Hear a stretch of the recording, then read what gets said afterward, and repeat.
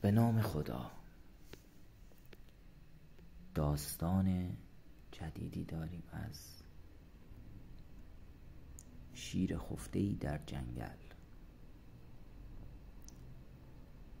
یک روز سگی از کنار شیر خفته‌ای رد می شد. وقتی سگ دید شیر خوابیده، طنابی آورد و شیر را محکم به درختی بست. وقتی شیر بیدار شد متوجه وضعیتش شد و سعی کرد تا طناب را باز کند، اما نتوانست.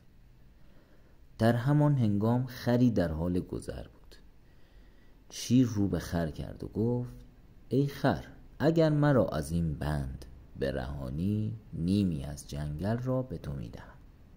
خر ابتدا تردید کرد و بعد طناب را از دور دستان شیر باز کرد.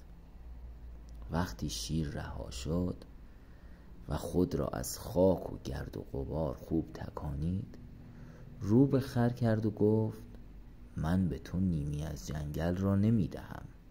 خر با تعجب گفت: ولی تو قول دادی.